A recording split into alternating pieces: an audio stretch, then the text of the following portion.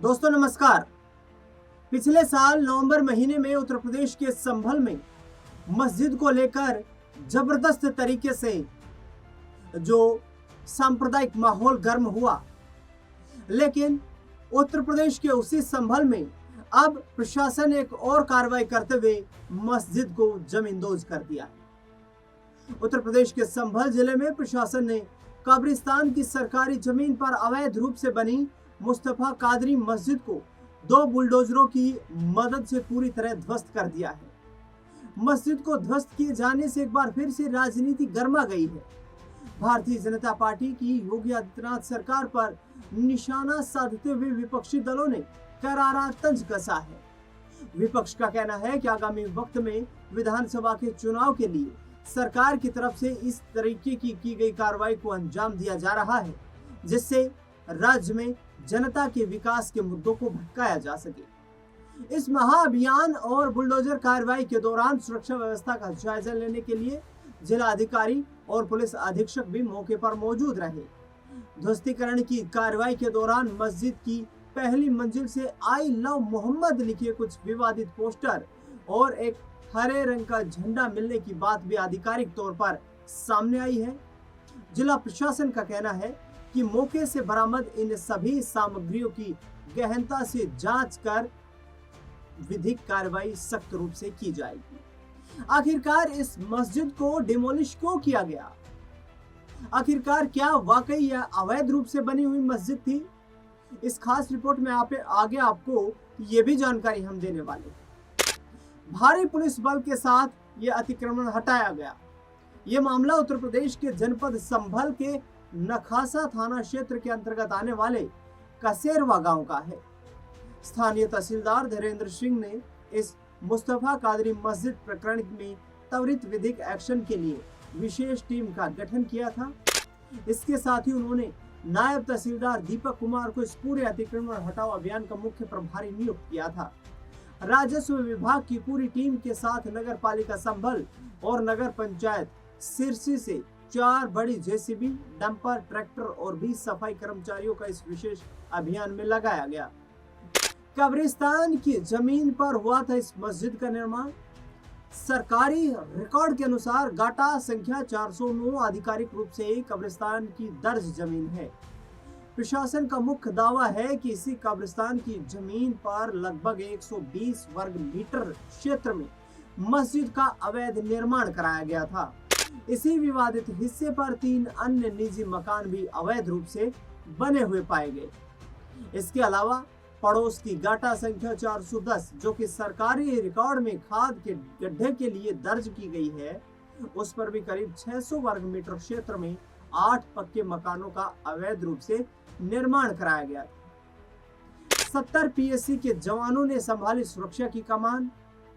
दूसरी ओर गाटा संख्या 411 जो मुख्य रूप से वृक्षारोपण के लिए आरक्षित भूमि है, उसके बड़े हिस्से पर अवैध रूप से खेती किए जाने की बात भी जांच में सामने आई थी। संभल प्रशासन ने डीएम और एसपी की सीधे मौजूदगी में लगभग 1100 वर्ग मीटर सरकारी कब्रिस्तान की जमीन को पूरी तरह अतिक्रमण मुक्त कराया और अवैध मस्जिद को बुलडोजर की मदद से जमींदोज कर दिया गया। इलाके में सुरक्षा व्यवस्था के मद्देनजर 70 पीएससी जवानों के साथ साथ 5 थानों की भारी पुलिस फोर्स को भी चप्पे चप्पे पर तैनात किया गया था। स्थानीय पुलिस प्रशासन द्वारा एहतियात के तौर पर आसपास के सभी मकानों की छतों पर भी सशस्त्र पुलिस कर्मियों की सुरक्षा और निगरानी के लिए लगाया गया था। आखिरी नमाज के बाद शुरू किया गया ध्वस्तीकरण। संभल जिला प्रशासन लगातार अवैध अतिक्रमण के खिलाफ जिला प्रशासन बुलडोजर चलाकर कीमती सरकारी जमीनों को भू माफियाओं के कब्जों से मुक्त करा रहा है। इस मुख्य ध्वस्तीकरण की विधिक कार्रवाई शुरू होने से ठीक पहले वहां एक स्थानीय मौलाना द्वारा मस्जिद के भीतर आखिरी नमाज अदा की गई। आखिरी नमाज संपन्न होने के तुरंत बाद प्रशासन की तकनीकी टीम ने अवैध निर्माण को क्रेन की मदद से हटाने की जमीनी कार्रवाई शुरू कर दी। पूरे प्रशासनिक अभियान के दौरान वरिष्ठ अधिकारियों की सीधी लाइव निगरानी में बुलडोजर चलते रहे और सभी अवैध कब्जे हटाए गए। कोर्ट के आदेश पर यह कार्रवाई की गई। संभल के पुलिस अधीक्षक कृष्ण कुमार बिश्नोई ने मीडिया को बताया, यहां सरकारी जमीन पर अवैध रूप से बनी एक मस्जिद को कोर्ट के आदेश पर ध्वस्त करने की कार्रवाई की गई। क्षेत्र में शांति और सुरक्षा व्यवस्था कायम करने के लिए 4 से 5 थानों की अतिरिक्त पुलिस फोर्स को मुस्तैद किया गया। मुख्य ध्वस्तीकरण की विधिक कार्रवाई शुरू होने से पहले यहाँ की पूरी साफ सफाई कराई गई थी। यहाँ परिसर से कुछ पोस्टर भी मिले जिनकी बारीकी से जांच की जा रही है और उनके संबंध में आवश्यक कानूनी कार्रवाई की जाएगी। मौके से एक विशेष झंडा भी मिला, उसकी भी फोरेंसिक जांच होगी और जिस किसी ने भी उसे वहां पर लगाया या तैयार किया है उसके खिलाफ नियमानुसार कड़ी कार्रवाई की जाएगी। मौलाना जाकिर मोहम्मद ने जताई इस पर आपत्ति। एक कार्रवाई शुरू होने से पहले मस्जिद में नियमित नमाज पढ़ाने वाले मौलाना मोहम्मद जाकिर मुस्तफा कादरी ने इस एक्शन पर अपनी कड़ी आपत्ति जताई है। उन्होंने कहा, आज जो अचानक प्रशासन कार्रवाई हो रही है उसकी हमें पहले से कोई सटीक आधिकारिक जानकारी नहीं दी गई थी। यह बुलडोजर की कार्रवाई पूरी तरह से गलत और नियमों के विपरीत हो रही है। आज यहाँ हमारे द्वारा आखिरी नमाज अदा की गई और आज के बाद से गांव के लोग अपने अपने घरों में ही शांतिपूर्वक तरीके से नमाज पढ़ेंगे। मस्जिद के अंदर रखा हुआ सभी पवित्र और सामान हमारे द्वारा सुरक्षित बाहर निकाल दिया गया है। इस पुरानी मस्जिद में गांव और आसपास के क्षेत्रों से बहुत लोग नियमित रूप से नमाज पढ़ने के लिए आते थे। डीएम कोर्ट में अपील दाखिल की गई थी। संभल के जिला अधिकारी अंकित खंडेलवाल ने इस पूरे विवाद पर पक्ष रखते हुए बताया कि जनपद में सरकारी भूमि से सभी अवैध कब्जे लगातार हटाए जा रहे हैं। कब्रिस्तान की सुरक्षित भूमि पर अवैध कब्जा कर पक्का निर्माण किए जाने की इस गंभीर मामले में तहसीलदार न्यायालय में धारा 167 के तहत काफी समय से कानूनी कार्रवाई चल रही थी।